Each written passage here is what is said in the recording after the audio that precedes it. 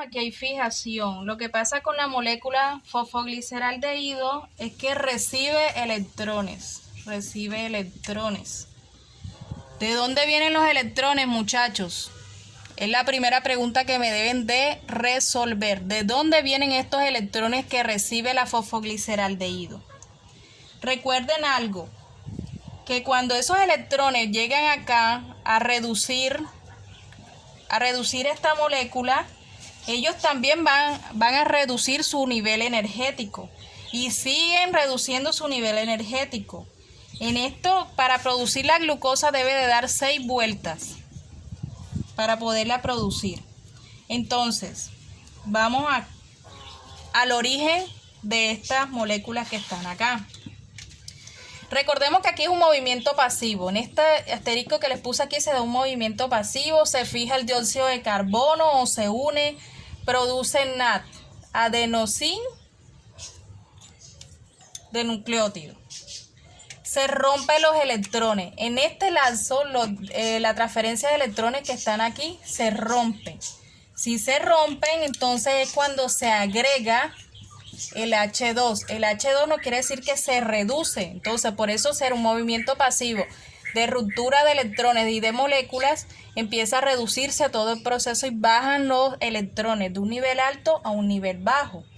Cuando este PGA ya se ha quebrado, por decirlo así, ya se rompe la molécula de dióxido de carbono, entonces aquí se metaboliza. Se tiene que metabolizar ya para comenzar a producir lo que son las biomoléculas.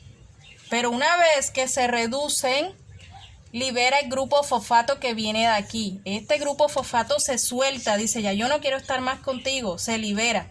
Pero ese grupo fosfato se absorbe, se regenera. Y cuando regenera, lo que saca son los elementos que la planta necesita. Entonces aparece el gliceraldehído. Por eso entonces la ruta de acá se forma como G3P. Porque ese gliceraldehído queda unido al glicerato y forma o coge al fosfato que estaba suelto.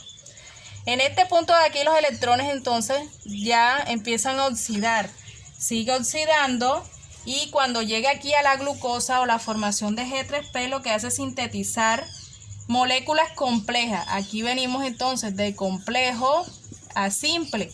Será entonces en esto una ruta catabólica o anabólica. ¿Por qué? Cuando ya este complejo, ojo que es la segunda pregunta que les hago, empieza a trabajar metabólicamente, en este punto vuelve a oxidarse. Acuérdense que aquí aparece una molécula, una nueva enzima que es el rubisco difosfato antes de regenerar el ciclo, pero viene algo aquí antes y es que para que esto empiece a trabajar necesita de un ATP y necesita de un NAD, pero acuérdense que este NAD ya está reducido. ¿Por qué está reducido? Ya lo habíamos hablado. Cede electrones, por eso se reduce para poder formar el compuesto. Y él necesita de un excitador de electrones. ¿Cuál será entonces ese excitador de electrones? Pregunta número 3. Si nos vamos a una variante, ¿qué fue lo que pasó en la parte de tilacoides? Vamos a borrar aquí de rapidez. Tenemos que mirar entonces, aquí tenemos el sol, libera energía, ya ustedes saben que lo toma la hoja. Vamos solo a sacar un tilacoide. Aquí en este tilacoide hay flujo de electrones, recuerden que entra agua. ¿Para qué entra agua? Cuarta pregunta que les hago. Los electrones que están aquí forman y activan el grupo fosfato, al fósforo.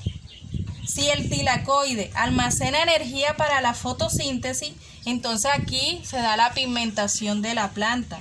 ¿La planta para qué necesita agua, muchachos? Para la fotorrespiración.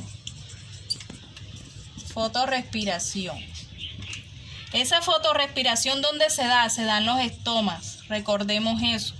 Ahora, entran y reaccionan con la energía lumínica. Cuando esta agua entra y reacciona con esta energía que vino acá, es cuando se da la cadena de protones. Esa cadena de protones que está ahí, muchachos, interviene mucho en el proceso de fotooxidación.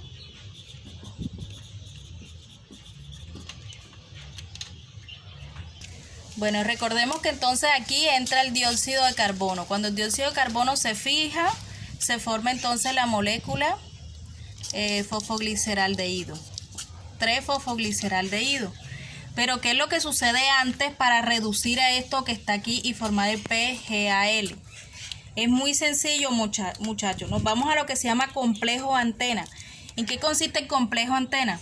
Tenemos unas moléculas acá que vienen ¿de dónde? Desde la membrana tilocoidal, desde la parte de pigmentos.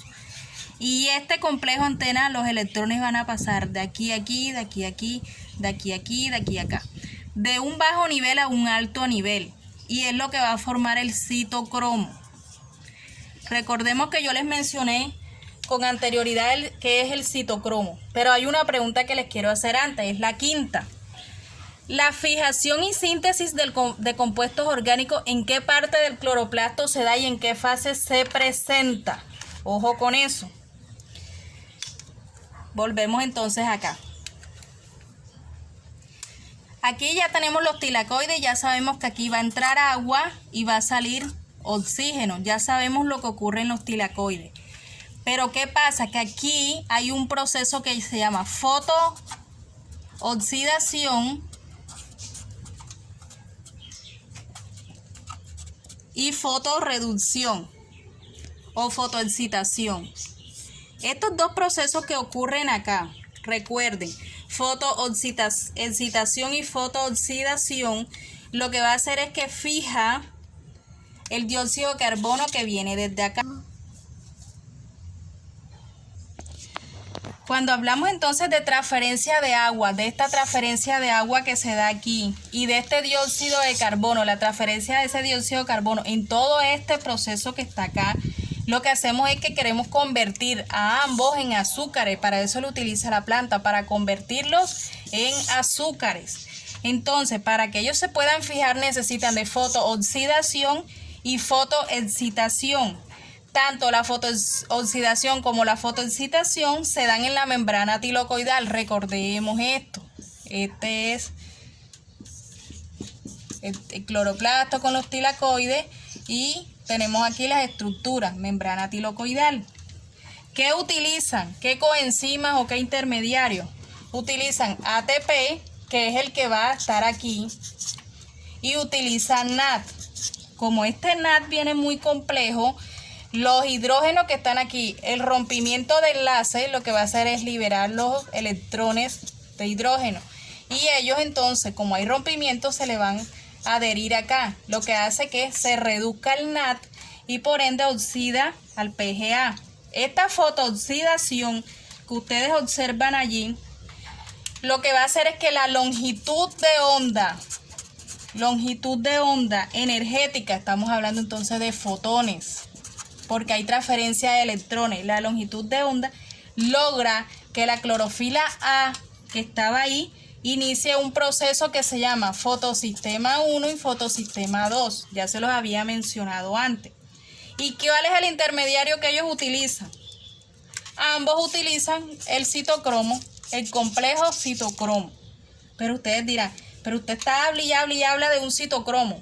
¿Qué es el citocromo? Es el que transporta los electrones. Este es el bus, el carrito que transporta los electrones. Él lleva son electrones aquí. Eso es lo que hace el citocromo, transportar a los electrones. Entonces, la energía de un fotón es llamado cuanto. Y la cantidad de energía es reflejada por la capacidad de la luz y la velocidad. Sexta pregunta.